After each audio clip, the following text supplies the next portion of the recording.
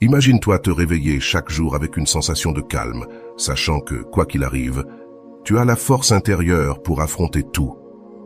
Maintenant, pense à ce que cela signifierait vivre sans ces tourments intérieurs qui t'épuisent, sans ces tourments mentaux qui te privent de sommeil. Cette tranquillité, qui semble si lointaine, est plus proche que tu ne le crois, et le stoïcisme peut être ton guide pour l'atteindre. Pourquoi est-il important d'adopter ces habitudes ? Nous vivons dans une époque où tout est conçu pour nous distraire. Les réseaux sociaux, les nouvelles, les attentes des autres. Si nous ne prenons pas le contrôle de notre esprit et de nos actions, nous pouvons facilement nous perdre dans le chaos. Mais les stoïciens nous ont appris qu'avec discipline et un esprit clair, nous pouvons trouver l'équilibre, même dans les moments les plus difficiles. Au fil de cette vidéo, nous allons explorer chaque habitude en détail. Je vais t'expliquer comment l'implémenter, pourquoi elle est importante et comment elle peut transformer ta vie. De plus, chaque habitude sera accompagnée d'une citation d'un philosophe stoïcien qui résume son essence, car ces mots ont le pouvoir de résonner profondément et de réveiller en nous le désir de vivre mieux. Première habitude, cultiver la discipline quotidienne. La discipline quotidienne est comme le muscle qui soutient tout dans la vie.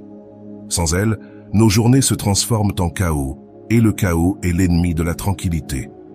Mais ici, nous ne parlons pas d'une discipline rigide et épuisante, mais d'une discipline qui te permette de structurer ta vie de manière à atteindre tes objectifs sans te sentir accablé.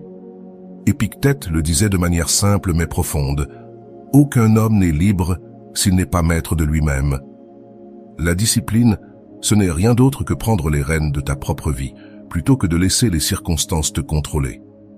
Pourquoi est-ce si important ? Parce qu'absence de discipline nous rend esclaves de nos émotions, de nos impulsions et de nos distractions. Cela t'est sûrement déjà arrivé. Tu commences la journée avec de grands projets, puis tu te laisses distraire par les réseaux sociaux, procrastines ou te laisses emporter par le découragement. À la fin de la journée, tu te sens frustré car tu sais que tu aurais pu en faire plus. C'est là que la discipline intervient pour te sauver de ce cycle. La clé est de commencer petit. Tu n'as pas besoin de changer radicalement du jour au lendemain. Par exemple, fixe une heure pour te lever chaque jour et respecte-la. Consacre un temps spécifique pour travailler sur tes objectifs, comme apprendre quelque chose de nouveau, faire de l'exercice ou méditer. Au début, cela peut sembler difficile, mais avec le temps, cela deviendra une habitude automatique. De plus, la discipline ne te permet pas seulement de devenir plus productif, elle apporte aussi la paix intérieure. Lorsque tu as un plan clair pour ta journée, tu réduis l'incertitude et le stress. Tu sais ce que tu dois faire, et cela te donne un sentiment de contrôle et de but. Un conseil stoïcien qui peut t'aider ici est le principe de vivre selon la nature, que les stoïciens interprétaient comme vivre en harmonie avec ton but et ce qui est le mieux pour toi en tant qu'être humain. Il ne s'agit pas de te punir ou d'imposer une routine rigide, mais de trouver un rythme qui t'aide à grandir et à devenir la meilleure version de toi-même. Pense à la discipline comme à un investissement dans ton futur. Chaque jour où tu suis un plan, aussi petit soit-il, tu construis une version plus forte et plus tranquille de toi-même.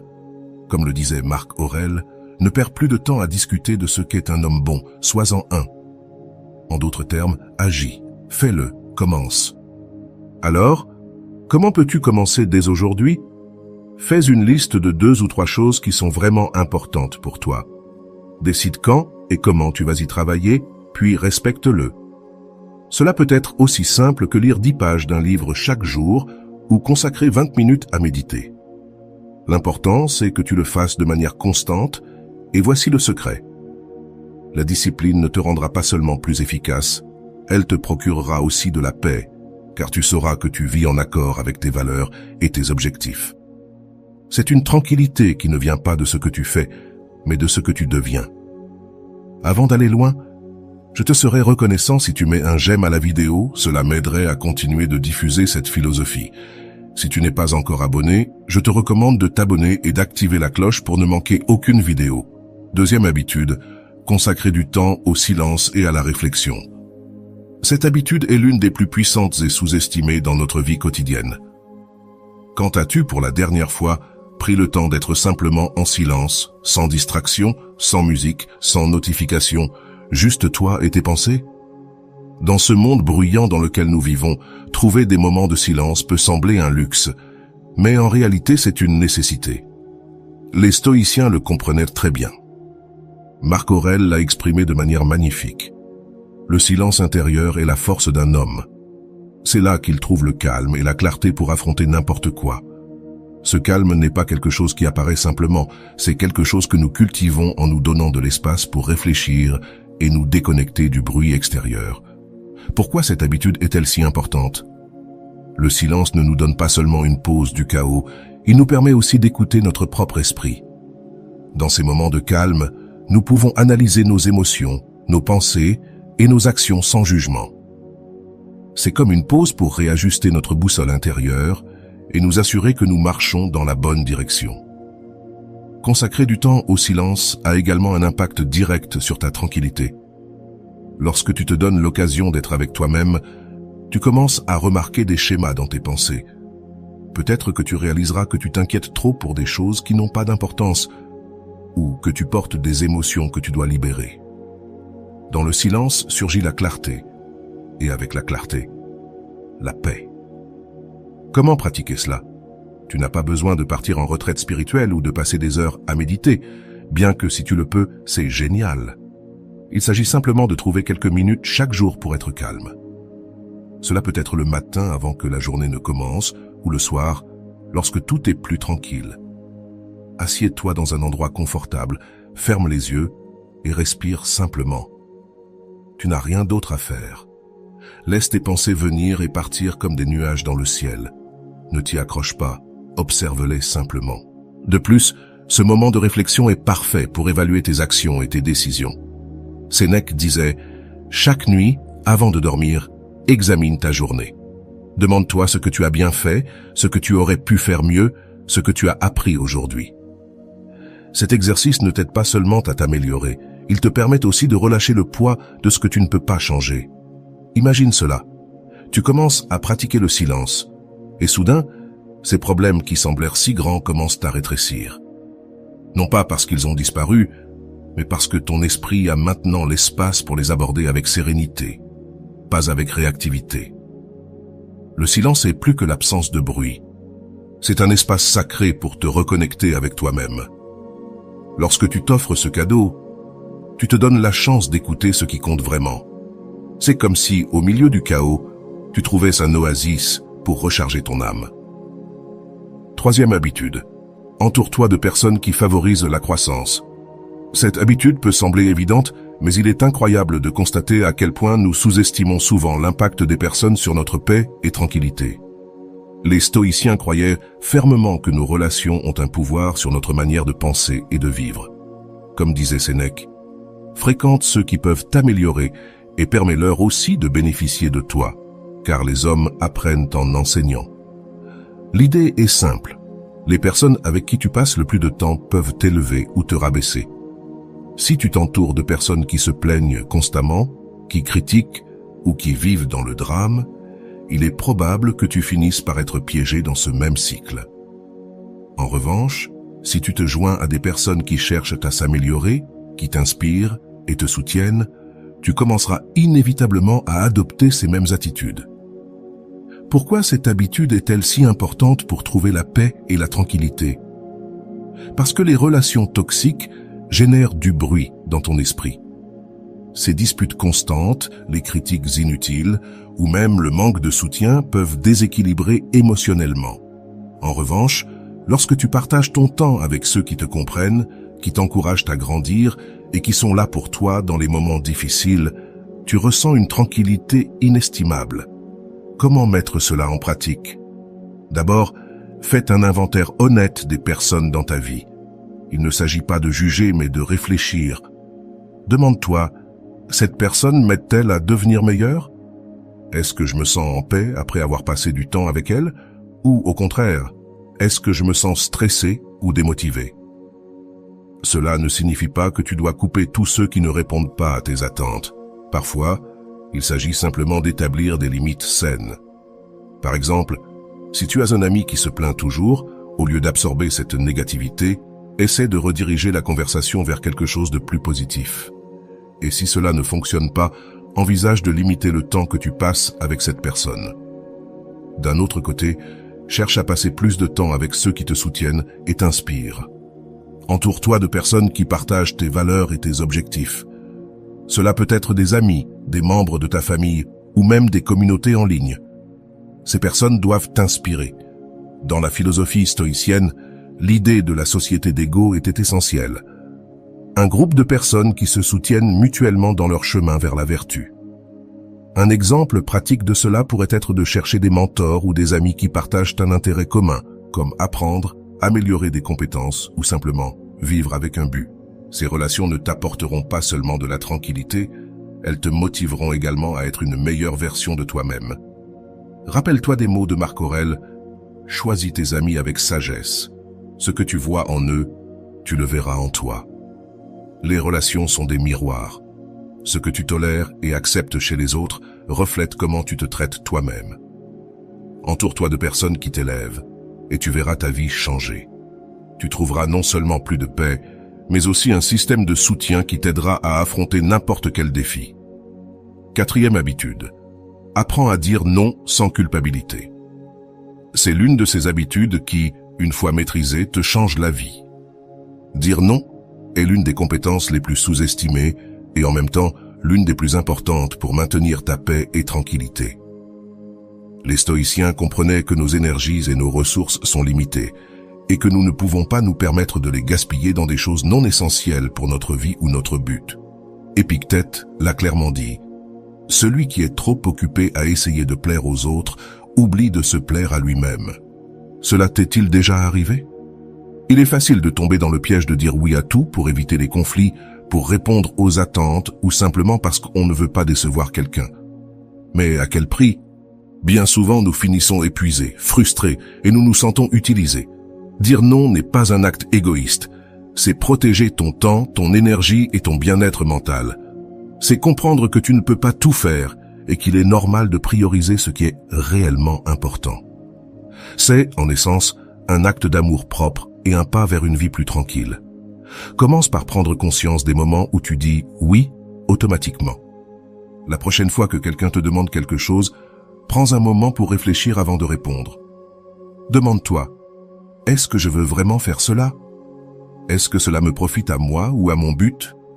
Ou est-ce simplement quelque chose que je fais par obligation ou par peur du rejet? Un bon truc est de commencer par de petites choses. Par exemple, si un ami te demande une faveur que tu ne veux pas ou ne peux pas faire, réponds par quelque chose comme « Désolé, mais je ne peux pas t'aider avec cela maintenant. » Tu n'as pas besoin de donner de longues explications ou des excuses. Un non, poli mais ferme, suffit. Autre chose d'important, chaque fois que tu dis oui à quelque chose que tu ne veux pas, tu dis non à quelque chose qui te tient à cœur, comme ton temps personnel, tes objectifs ou même ton repos. Comme le disait Sénèque, rien n'est plus précieux que le temps, car c'est quelque chose que nous ne pouvons jamais récupérer. Chaque fois que tu dis non, tu dis en réalité oui à quelque chose de plus important. Dire non réduit également le stress, car cela élimine la culpabilité de se sentir surchargé. Bien souvent, l'anxiété que nous ressentons vient de la tentative de faire trop de choses, d'essayer d'être tout pour tout le monde. Lorsque tu apprends à poser des limites, tu trouves non seulement plus de temps et d'énergie, mais tu commences aussi à avoir plus de contrôle sur ta vie. Et oui, au début, cela peut être inconfortable. Personne n'aime décevoir les autres. Mais voici le secret. Les personnes qui te valorisent vraiment comprendront tes limites et les respecteront.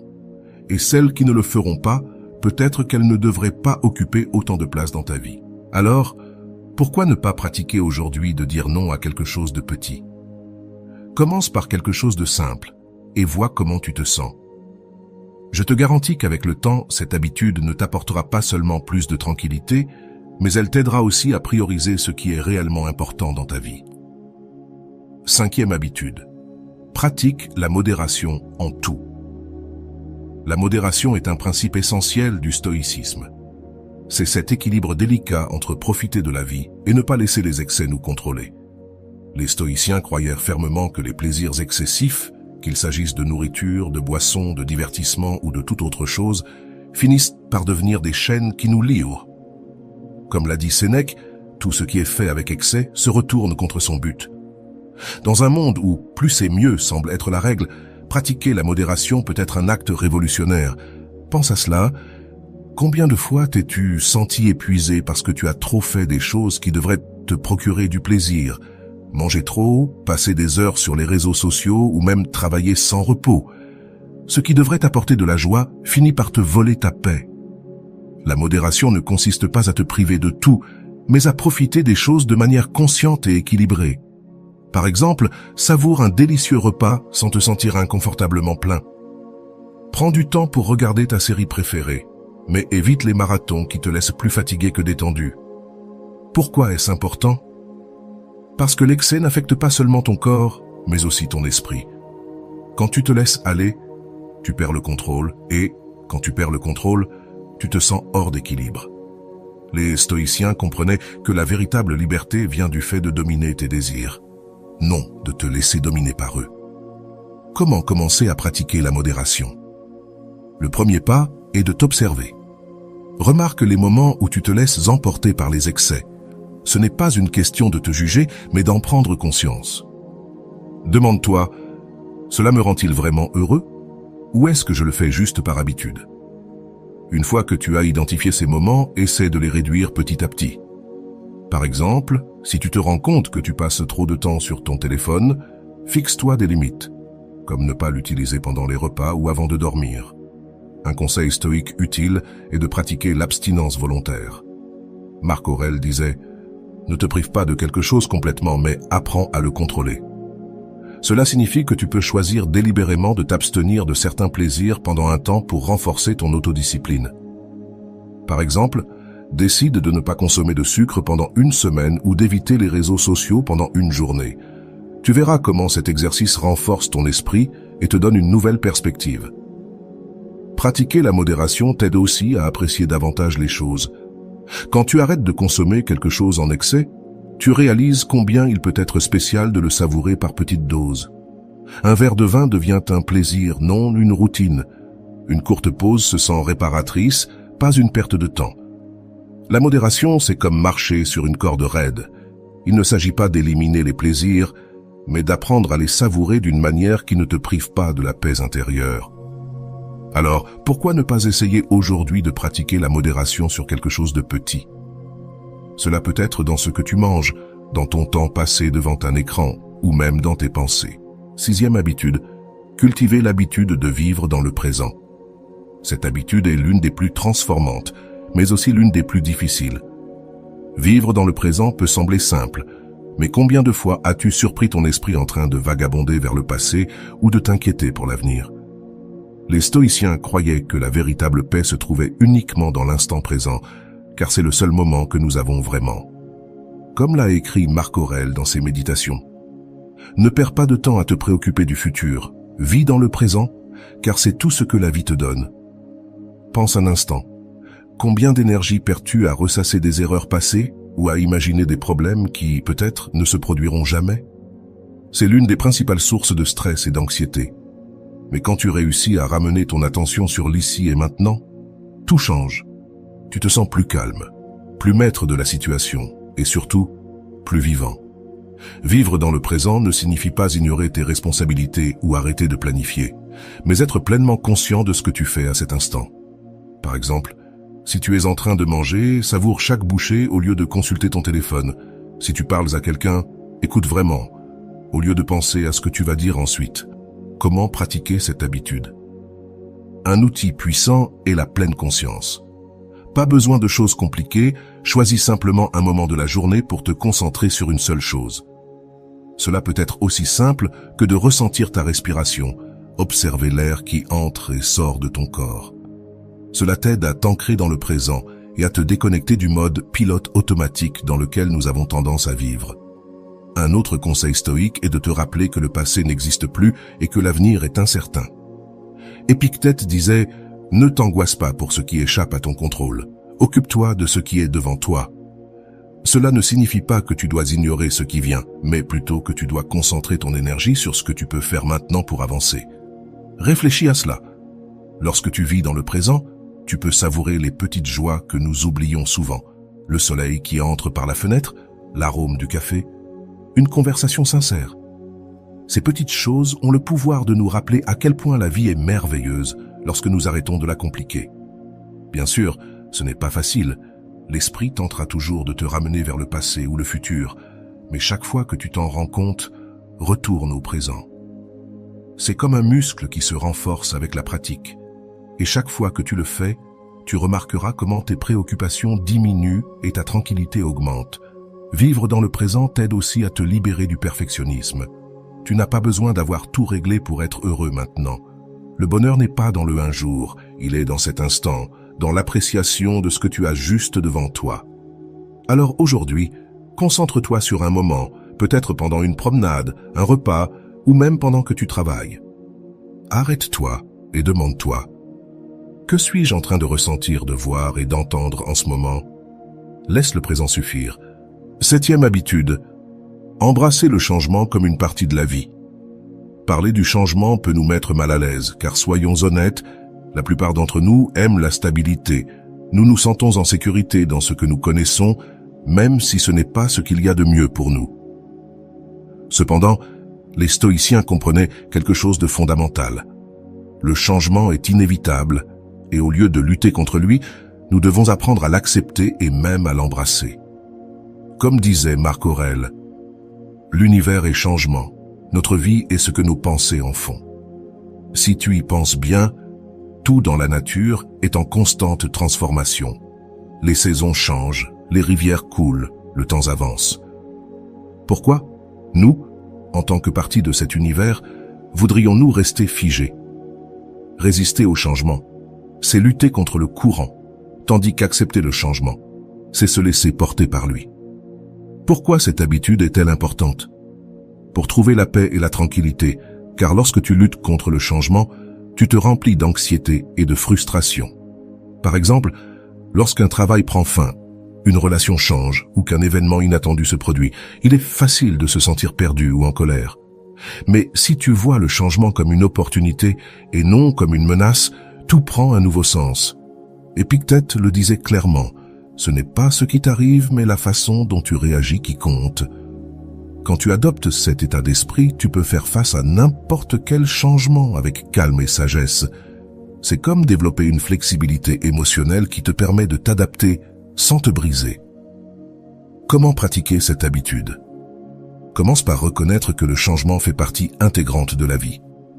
Ce ne sera pas toujours facile, mais rappelle-toi que chaque changement apporte avec lui une leçon ou une opportunité de croissance. La prochaine fois qu'un événement inattendu se produit, au lieu de résister, demande-toi « Qu'est-ce que je peux apprendre de cela? Comment puis-je grandir grâce à cette expérience ?» Un autre exercice pratique est de réfléchir aux changements que tu as déjà traversés dans ta vie. Pense à quelque chose qui, à l'époque, te semblait difficile ou douloureux, mais qui, avec le temps, s'est révélé être une bénédiction déguisée. Cet exercice t'aidera à te rappeler que, bien que le changement puisse être inconfortable au début, il nous mène souvent vers quelque chose de mieux. Le changement nous apprend aussi à lâcher prise. Comme disait Sénèque, rien ne reste pareil. Nous nous accrochons à ce qui est transitoire et souffrons quand cela disparaît. Cette habitude ne consiste pas seulement à accepter le changement, mais aussi à apprendre à laisser partir ce qui ne nous sert plus pour faire place au nouveau. Imagine cela. Au lieu de voir le changement comme un ennemi, commence à le voir comme un maître. Chaque fois que quelque chose change, tu as l'opportunité de te redécouvrir, de t'adapter et de te renforcer. Avec cet état d'esprit, même les moments les plus difficiles peuvent devenir des catalyseurs de ta croissance. Pourquoi ne pas essayer aujourd'hui de réfléchir à un changement que tu traverses? Cela peut être quelque chose de petit, comme une nouvelle habitude, ou quelque chose de grand, comme une transition dans ta vie. Permets-toi de le voir sous un nouvel angle et observe comment cette acceptation t'apporte de la tranquillité. 8e habitude, pratique le détachement émotionnel. Le détachement émotionnel ne signifie pas que tu ne te soucies pas des choses ou des personnes, cela signifie que tu ne permets pas à ton bonheur de dépendre entièrement d'elles. Les stoïciens croyaient que la clé d'une vie tranquille était de ne pas s'attacher à ce qui échappe à notre contrôle. Marc Aurèle l'expliquait parfaitement. Souviens-toi que tu ne perdras rien de ce qui est réellement important. Ce qui est essentiel ne dépend pas des caprices du monde extérieur. Pourquoi cette habitude est-elle si importante? Parce que lorsque nous sommes trop attachés émotionnellement à quelque chose, une relation, un travail, une idée de la façon dont notre vie devrait être, nous risquons de perdre notre paix lorsque les choses ne se passent pas comme nous l'espérions. Et la vérité, c'est que le monde ne répond pas toujours à nos attentes. Le détachement n'est pas de l'insensibilité, mais de la sagesse. C'est accepter que tout dans la vie est temporaire. Les joies, les peines, les personnes que nous aimons, même nos propres vies. Cette prise de conscience peut paraître dure au début, mais elle est profondément libératrice. Lorsque tu arrêtes de t'accrocher aux choses, tu commences à les apprécier pour ce qu'elles sont vraiment, au lieu de craindre de les perdre. Comment commencer à pratiquer le détachement émotionnel?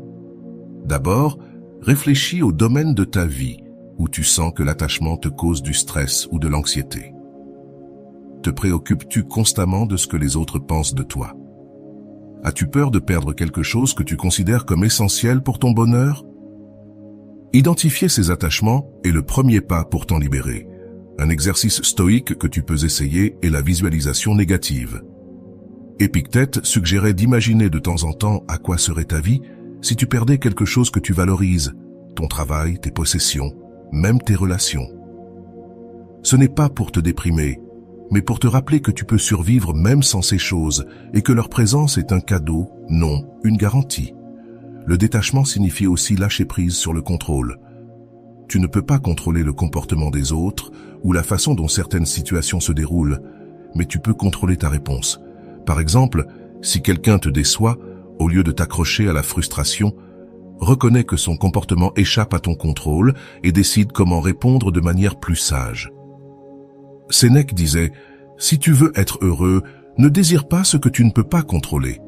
Ces mots sont une invitation à te concentrer sur ce qui est dans ta sphère d'influence, tes pensées, tes actions, ton caractère. Lorsque tu pratiques le détachement émotionnel, tu découvres une nouvelle liberté. Tu n'es plus attaché à la peur de perdre, car tu comprends que tout ce dont tu as besoin pour être heureux est déjà en toi. C'est comme lâcher un poids que tu portais sans t'en rendre compte. Alors, pourquoi ne pas essayer? La prochaine fois que quelque chose te cause du stress ou de l'anxiété, arrête-toi et demande-toi « Suis-je attaché à quelque chose que je ne peux pas contrôler ?» Puis fais un effort conscient pour lâcher prise, même un peu. 9e habitude, développe l'art de la patience. La patience est une vertu qui, bien qu'elle paraisse démodée dans un monde où tout est instantané, est essentielle pour trouver la paix et la tranquillité. Les stoïciens valorisent profondément la capacité à attendre calmement et à faire face aux difficultés avec sérénité. Épictète l'a résumé brillamment. Ne cherche pas à ce que les choses se passent comme tu le souhaites, souhaite qu'elles se passent comme elles se passent, et ta vie s'écoulera sereinement. Pourquoi la patience est-elle importante? Parce que beaucoup de nos angoisses et frustrations viennent de notre incapacité à attendre. Nous voulons des résultats immédiats, des solutions rapides, des changements instantanés. Mais la vie ne fonctionne pas ainsi. Tout ce qui a de la valeur prend du temps. Construire une relation solide, atteindre un objectif, surmonter un obstacle. La patience nous aide à accepter ce rythme naturel des choses. De plus, la patience te donne du pouvoir. Lorsque tu ne réagis pas impulsivement face à une situation difficile, tu as le temps de réfléchir et de répondre plus sagement. C'est comme prendre une profonde inspiration avant d'agir, ce qui permet souvent d'éviter des conflits inutiles ou des erreurs causées par la précipitation. Comment pratiquer la patience au quotidien? Par exemple, la prochaine fois que tu seras dans une file ou coincé dans le trafic, au lieu de te frustrer, utilise cela comme une opportunité pour pratiquer. Respire profondément, observe tes pensées et souviens-toi que la colère ou l'impatience ne feront pas avancer la file plus rapidement. Tu peux aussi travailler sur la patience à long terme, particulièrement avec tes objectifs. Souvent, nous voulons des résultats immédiats, mais les stoïciens nous enseignent que le progrès lent et constant est ce qui importe vraiment. Comme le disait Sénèque, La croissance ne se mesure pas par la vitesse, mais par la direction. Chaque petit pas que tu fais dans la bonne direction est un triomphe, même si tu ne vois pas de résultats immédiats. La patience est également essentielle dans nos relations. Nous avons tous des mauvais jours. Nous faisons des erreurs ou nous disons des choses que nous ne devrions pas. Pratiquer la patience avec les autres signifie leur laisser de l'espace pour être humain et apprendre, au lieu de réagir avec dureté ou impatience. Cela ne renforce pas seulement les relations, mais réduit aussi les conflits inutiles. Pense à ceci. La patience n'est pas simplement attendre, c'est comment tu attends. Es-tu rempli de frustration et d'anxiété pendant que tu attends, ou trouves-tu un moyen de rester calme et en paix avec le processus? La deuxième option est celle qui nous rapproche le plus de la tranquillité stoïque. Ainsi, la prochaine fois que tu seras face à une situation qui mettra ta patience à l'épreuve, souviens-toi de ces mots de Marc Aurèle. Le temps était comme un fleuve. Tu ne peux pas toucher 2 fois le même courant. Profite du présent et laisse couler ce que tu ne peux pas contrôler. Essaie cette habitude dès aujourd'hui. Peut-être que ce ne sera pas facile au début, mais chaque fois que tu choisis la patience plutôt que l'impatience, tu construis une vie plus tranquille et équilibrée. 10e habitude. Trouve la force dans l'adversité. L'adversité est une partie inévitable de la vie. Les stoïciens ne cherchèrent pas à l'éliminer, mais à l'aborder d'une autre manière, comme une opportunité pour grandir, renforcer le caractère et démontrer notre résilience.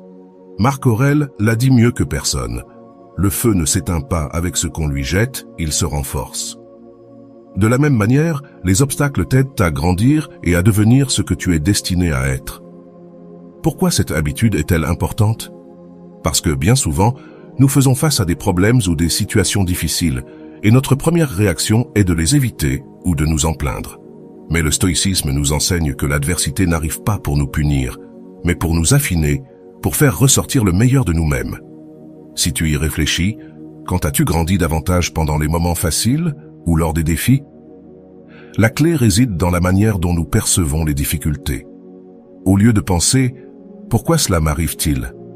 Swing, essaie de te demander « Qu'est-ce que je peux apprendre de cela? Comment puis-je en sortir plus fort ?» Ce simple changement de mentalité peut transformer la façon dont tu abordes n'importe quel obstacle, d'une dispute à une grande perte. Comment développer cette habitude? Commence par pratiquer l'acceptation. Ne lutte pas contre la réalité de ce qui se passe. Comme disait Épictète, quand tu fais face à l'adversité, ne te demande pas pourquoi cela arrive, mais que vas-tu faire à ce sujet? Accepter ne signifie pas abandonner, mais reconnaître que ce qui est devant toi fait partie du processus. Ensuite, cherche des moyens d'utiliser l'adversité à ton avantage. Si c'est un défi au travail, peut-être est-ce une opportunité pour améliorer tes compétences. Si c'est une relation difficile, cela peut être une leçon pour établir des limites ou développer de l'empathie. Chaque défi contient une graine de croissance, mais c'est à toi de décider si tu choisis de la cultiver. Un exercice pratique que tu peux essayer est la visualisation négative, une technique stoïque dont nous avons déjà parlé. Imagine les choses qui pourraient mal tourner, non pas pour t'obséder, mais pour te préparer mentalement et réduire l'impact émotionnel si cela se produit. Cela ne te donne pas seulement de la force, mais te fait aussi apprécier ce que tu as maintenant. L'adversité a aussi le pouvoir de nous enseigner sur nous-mêmes. Quand les choses se compliquent, c'est là qu'on voit vraiment de quoi on est fait. Comme disait Sénèque, l'homme courageux ne cherche pas à éviter le danger, mais à l'affronter avec dignité. En surmontant un défi, tu ne résous pas seulement un problème, tu découvres aussi une nouvelle force en toi. Souviens-toi que l'objectif n'est pas d'éviter les problèmes ou de vivre dans une lutte constante, mais d'apprendre à voir chaque difficulté comme une occasion de grandir. Lorsque tu adoptes cette mentalité, les adversités perdent leur pouvoir de te détruire et se transforment en échelon vers une version plus forte et plus calme de toi-même. La prochaine fois que tu fais face à un obstacle, arrête-toi un moment, respire, accepte ce qui se passe et demande-toi « Que puis-je faire avec cela? Comment puis-je l'utiliser pour m'améliorer ?» Avec le temps, tu verras comment cette habitude te rendra plus résilient, plus serein et plus sage. 11e habitude. Évite de te comparer aux autres. Cette habitude est un véritable sauveur pour notre paix mentale. Nous vivons dans une époque où il est plus facile que jamais de nous comparer aux autres. Les réseaux sociaux nous montrent des vies parfaites, des réussites impressionnantes et des bonheurs apparents constants. Mais les stoïciens savaient que se comparer aux autres est une recette infaillible pour l'insatisfaction et l'anxiété. Épictète nous donne une vérité percutante. Ne cherche pas à être supérieur aux autres, cherche à être supérieur à ton ancien moi. Pourquoi est-il important d'arrêter de se comparer? Parce que la comparaison ne vole pas seulement ta joie, elle te détourne aussi de ton propre chemin. Chaque personne a une histoire, un ensemble unique de circonstances, de talents et de défis. Lorsque tu te concentres sur ce que les autres font ou réussissent, tu perds de vue ce qui compte vraiment, ton propre progrès et ta propre croissance. Pense-y ainsi. Si tu passes tout ton temps à regarder ce que les autres ont, c'est comme si tu conduisais ta voiture en regardant la voie d'à côté. Que se passe-t-il? Tu dévies de ta trajectoire ou tu risques de percuter? Il en va de même dans la vie. Comment pratiquer cette habitude? Commence par te rappeler que ce que tu vois chez les autres est rarement l'histoire complète. Ce que quelqu'un montre ne reflète pas toujours ses luttes, ses peurs ou ses sacrifices. Marc Aurèle disait avec sagesse, « Ne te laisse pas tromper par les apparences, concentre-toi sur ce qui importe vraiment. » Ensuite, remplace la comparaison par l'inspiration. Au lieu de ressentir de l'envie ou du découragement en voyant les réussites de quelqu'un, demande-toi « Qu'est-ce que je peux apprendre de cela? Comment puis-je appliquer quelque chose de similaire dans ma vie ?» Cela transforme la comparaison en une opportunité de grandir plutôt qu'en un prétexte pour se sentir inférieur. Un autre exercice pratique consiste à te concentrer sur ta propre progression. Note tes objectifs, tes réussites et tes petites avancées. Lorsque tu vois combien tu as progressé, tu réaliseras que la seule comparaison qui importe vraiment est celle que tu fais avec toi-même. Souviens-toi aussi de pratiquer la gratitude. Souvent, nous nous comparons parce que nous nous concentrons sur ce que nous n'avons pas, au lieu de valoriser ce que nous avons. Comme disait Sénèque, l'homme riche n'est pas celui qui a beaucoup, mais celui qui a besoin de peu. Chaque fois que tu ressens l'envie de te comparer, prends un moment pour réfléchir aux choses bonnes déjà présentes dans ta vie. Imagine à quel point il serait libérateur de ne plus regarder autour de toi, mais de te concentrer uniquement sur ton propre chemin. Sans le fardeau de la comparaison, ton esprit sera plus tranquille et ton cœur plus léger. Alors, la prochaine fois que tu te surprendras à te comparer à quelqu'un d'autre, arrête-toi. Rappelle-toi que chacun est sur son propre voyage et que ta seule responsabilité est d'être meilleur qu'hier. C'est cela la véritable mesure du succès. 12e habitude. Fais moins, mais fais le mieux. Dans un monde qui glorifie l'occupation, cette habitude peut sembler contre-intuitive. Mais les stoïciens nous ont enseigné qu'il ne s'agit pas de faire beaucoup, mais de faire ce qui est essentiel. Marc Aurèle l'a exprimé clairement. Si ce n'est pas nécessaire, ne le fais pas, car celui qui poursuit trop de choses ne trouve pas la paix. Combien de fois as-tu terminé ta journée épuisée, mais sans avoir ressenti la satisfaction d'avoir accompli quelque chose de significatif? Cela se produit parce que nous remplissons nos emplois du temps avec des activités qui ne nous rapprochent pas de ce que nous voulons réellement faire. Faire moins ne signifie pas être paresseux, cela signifie prioriser l'essentiel, se concentrer sur ce qui a vraiment de la valeur. Pourquoi cette habitude est-elle clé pour la paix et la tranquillité? Parce qu'en te concentrant sur ce qui est vraiment important, tu libères de l'espace pour ce qui te nourrit vraiment. Dans quelque chose d'importante, tu élimines le stress d'essayer de tout faire. De plus, cela te permet de consacrer ton énergie et ton attention à ce qui compte vraiment, ce qui signifie que tu le feras avec plus de qualité et de but. Comment peux-tu commencer à pratiquer cette habitude? Commence par identifier l'essentiel. Quelles activités ou engagements dans ta vie comptent vraiment? Ce sont ces choses qui s'alignent avec tes valeurs et tes objectifs. Tout le reste, bien qu'il puisse sembler urgent ou attrayant, est probablement une distraction. Un outil utile est la règle des 80/20, également connue sous le nom de principe de Pareto. 70% des résultats proviennent de 20% des efforts. Demande-toi, quelles sont les choses qui ont le plus grand impact dans ma vie? Ce sont celles qui méritent ton temps et ton attention. Épictète la résume parfaitement. il est préférable de bien faire une chose que de faire beaucoup de choses de manière médiocre. Ce principe ne s'applique pas seulement à ton travail, mais aussi à tes relations, ton développement personnel et ton temps de repos. Par exemple, au lieu de dire oui à chaque invitation ou projet, dis oui seulement à ceux qui te passionnent vraiment ou qui contribuent à tes objectifs. Un autre aspect de cette habitude est d'apprendre à poser des limites. Souvent, nous nous déchargeons parce que nous voulons plaire à tout le monde ou parce que nous avons du mal à dire non. Mais souviens-toi, chaque fois que tu dis oui à quelque chose d'inutile, tu dis non à quelque chose d'important. Lorsque tu fais moins mais que tu le fais mieux, non seulement tu produis des résultats de meilleure qualité, mais tu trouves aussi plus de satisfaction et de paix. Tu ne te sens plus pris dans un tourbillon de tâches, mais tu avances avec un but et de la clarté. Pense à cette habitude comme une approche minimaliste pour ta vie. Moins de bruit, moins de stress, plus de sens. Il ne s'agit pas de tout faire parfaitement, mais de faire ce qui compte de tout ton cœur. Oseras-tu essayer aujourd'hui ? Choisis une chose importante sur laquelle te concentrer et donne le meilleur de toi-même. Tu seras surpris de voir à quel point tu te sentiras bien. Dernière habitude, consacrer du temps à la nature.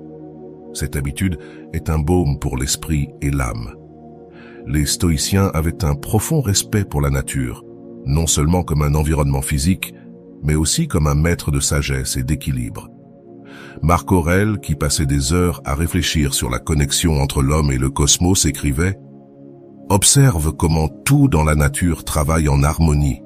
Apprends-en et tu trouveras ta place dans le monde. » Pourquoi est-il important de se connecter avec la nature pour trouver la paix et la tranquillité ?